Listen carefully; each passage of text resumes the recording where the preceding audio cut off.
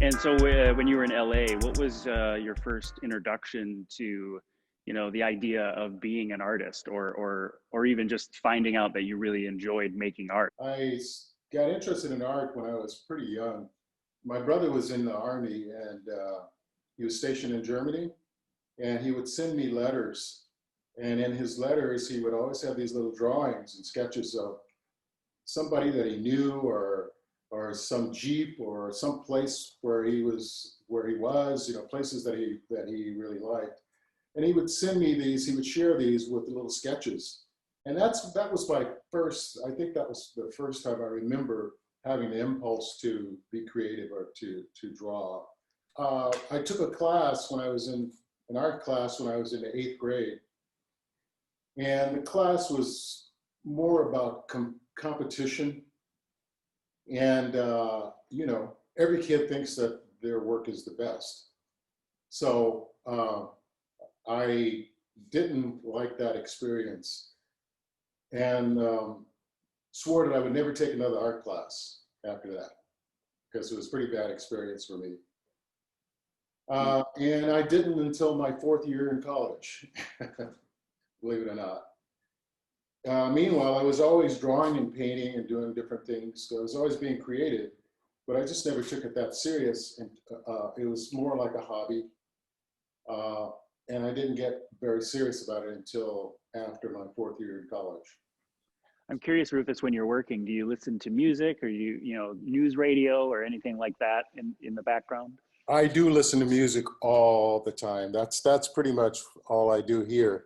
At home, I will listen to news radio and that kind of thing, but try not to do that here in the studio. It's too distracting. Any particular genres or artists that you're going back to often? I'm a pretty eclectic in my taste. So, but I do listen to a lot of, I listen to jazz, reggae. I listen to a lot of music that you would probably consider wallpaper music, just some background music, just something in the background, like some beat or some repetitious thing that goes on. It drives some people crazy, but to me, it's like, sometimes I don't want to hear words. I don't want complicated music. And there are other times when I do. There's other times when I really do get into that. On your website, even, you sort of categorize work into series. Yeah. And a lot of artists do. But is it a matter of you develop 5 or 6 or 8 works from that kind of theme, and then you kind of create a series, or is it sort of after the fact you sort of look back and you go, oh, I now have a series of work that makes sense together? I mean, No, I wonder your approach to that. Yeah, it's more, I guess you could say, more contrived.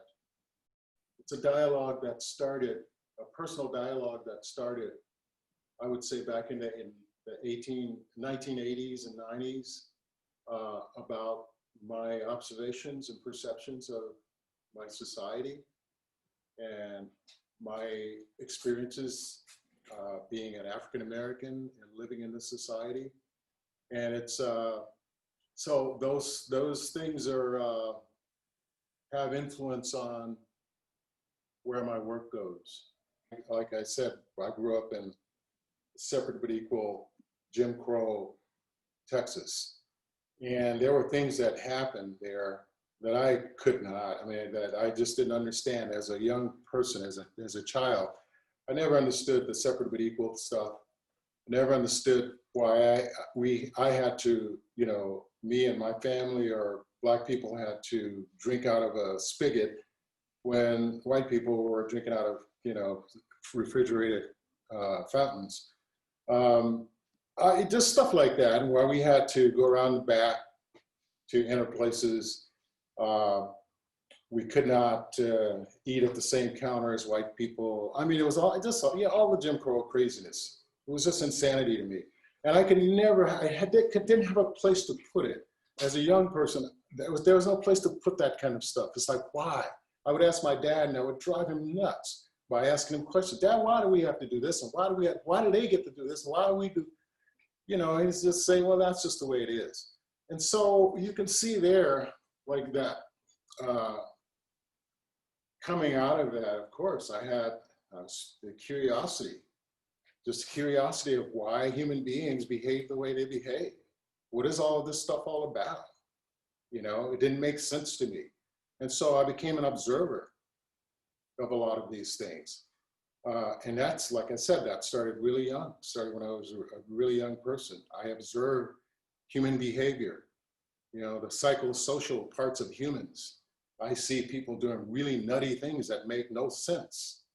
You know, that just common sense would tell you, don't do that because this is going to happen. But we do it anyway, you know?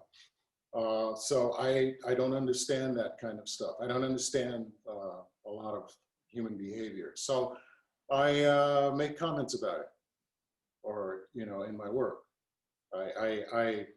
And like I said, they're not necessarily literal commentary that I'm making, but metaphors. Colorful visual metaphors for all of the craziness.